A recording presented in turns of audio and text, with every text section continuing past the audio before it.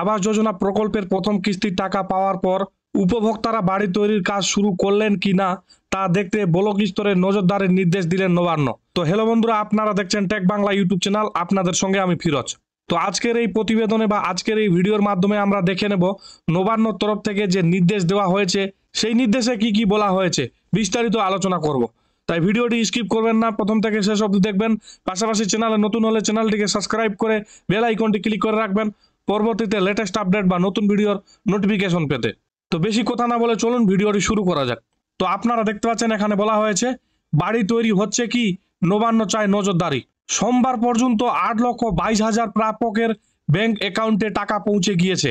এরপরে এখানে বলা হয়েছে বাংলার আবাস যোজনা বা গ্রামাঞ্চলে বাংলার বাড়ি প্রকল্পের প্রথম কিস্তির টাকা পাওয়ার পরে প্রাপকরা নির্মাণ কাজ শুরু করলেন কি না তা দেখতে ব্লক স্তরে নজরদারির নির্দেশ দিলেন নবান্ন। তো এখানে বলা হয়েছে বাংলার আবাস যোজনা অর্থাৎ বাংলার বাড়ি প্রকল্পের যে প্রথম কিস্তির টাকা প্রাপকরা পেয়েছেন বা উপভোক্তাদের ব্যাংকের অ্যাকাউন্টে দেওয়া হয়েছে, সেই টাকা পাওয়ার পর প্রাপকরা বাড়ি নির্মাণ করার কাজ শুরু করেছেন কিনা তা দেখতে ব্লক স্তরকে নজরদারির নির্দেশ দিল নবান্ন। এরপরে এখানে বলা হয়েছে 12 লক্ষ মানুষের মধ্যে সোমবার পর্যন্ত 8,22,000 প্রাপকের ব্যাংক অ্যাকাউন্টে টাকা পৌঁছে গিয়েছে।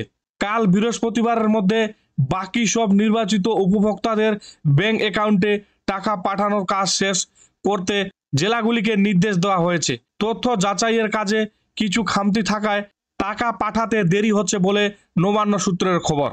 তো এখানে বলা হয়েছে 12 লক্ষ মানুষের মধ্যে বা 12 লক্ষ উপভোক্তার মধ্যে সোমবার থেকে 8,22,000 প্রাপককে বা উপভোক্তাকে ব্যাংকের অ্যাকাউন্টে টাকা দিয়ে দিয়েছেন বা ব্যাংকের অ্যাকাউন্টের মাধ্যমে তারা টাকা পেয়ে গেছেন।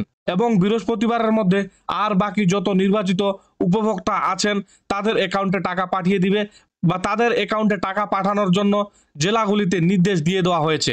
এরপরে এখানে বলা হয়েছে জেলা শাসকদের সঙ্গে সোমবারে ভার্চুয়াল বৈঠক করে রাজ্যের পঞ্চায়েত সচিব পি উলগানাথন পরিষ্কার জানিয়ে দেন টাকা প্রাপকদের উপরে 4টি পর্যায়ে স্থানীয় গ্রাম পঞ্চায়েতের আধিকারিকদের নজরদারি চালাতে হবে। নিয়ম মেনে প্রথম কিস্তির টাকা দিয়ে নির্দিষ্ট সময়ের মধ্যে বাড়ির বীমা বা লিন্টেন পর্যন্ত নির্মাণ শেষ করতে হবে। দ্বিতীয় কিস্তির টাকায় শেষ করতে হবে পুরো নির্মাণ। তো এখানে বলা হয়েছে জেলা শাসকদের সঙ্গে সোমবারে একটি ভার্চুয়াল বৈঠকে রাজ্যের পঞ্চায়েত সচিব পি উলগানাথন পরিষ্কারভাবে জানিয়ে দেন আবাস যোজনার বাড়ি নির্মাণ করার জন্য যারা টাকা পেয়েছেন বা প্রাপকদের উপর স্থানীয় গ্রাম পঞ্চায়েতের যে অধিকারী আছে সেই অধিকারিকদের মাধ্যমে নজরদারি চালাতে হবে। এবং বলা হয়েছে আবাস যোজনার যে প্রথম কিস্তির টাকা বা বাংলার বাড়ির যে প্রথম কিস্তির টাকা সেই টাকাটি পাওয়ার পর নির্দিষ্ট সময়ের মধ্যে লিন্টন পর্যন্ত বাড়ি নির্মাণ করতে হবে বা লিন্টন পর্যন্ত বাড়ি নির্মাণের কাজ শেষ করতে হবে। এরপর দ্বিতীয় কিস্তির টাকা যখন আসবে শেষ করতে হবে বাড়ি বানানোর পুরো কাজ বা বাড়ি নির্মাণের সম্পূর্ণ কাজ।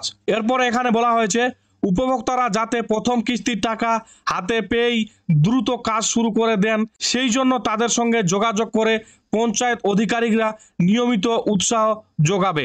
নবান্নের যুক্তি, এই অর্থ প্রাপকরা গরিব টাকা না পেলে কাজ শুরু করতে পারবে না।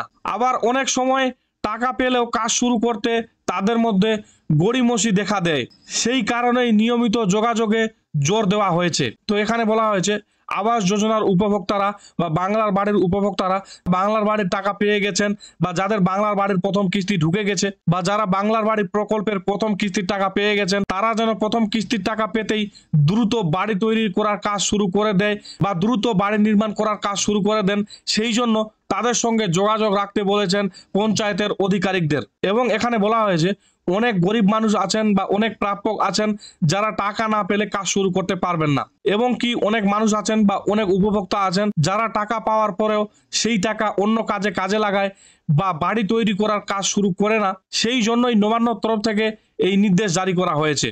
তো বন্ধুরা আজকের এই ভিডিওটিতে এই আপডেটটি দেওয়া ছিল। আশা করছি ভিডিওটির মাধ্যমে কিছু ইনফরমেশন দিতে পেরেছি বা কিছু তথ্য দিতে পেরেছি। যদি ভিডিওটি ভালো লেগে থাকে তাহলে অবশ্যই ভিডিওটিতে একটি লাইক দিবেন এবং যদি কিছু জানার থাকে এবং যদি কিছু জানতে চান তাহলে অবশ্যই কমেন্ট বক্সে জানাবেন। পাশাপাশি চ্যানেলে নতুন হলে চ্যানেলটিকে সাবস্ক্রাইব করে বেল আইকনটি ক্লিক করে রাখবেন পরবর্তীতে লেটেস্ট আপডেট বা নতুন ভিডিও নোটিফিকেশন পেতে। তো আজকের মতো এখানে সমাপ্তি করলাম। দেখা হচ্ছে আগামীকাল আবারও কোনো নতুন একটি ভিডিওতে। ততক্ষণে সুস্থ থাকবেন, নিরাপদে থাকবেন। ধন্যবাদ।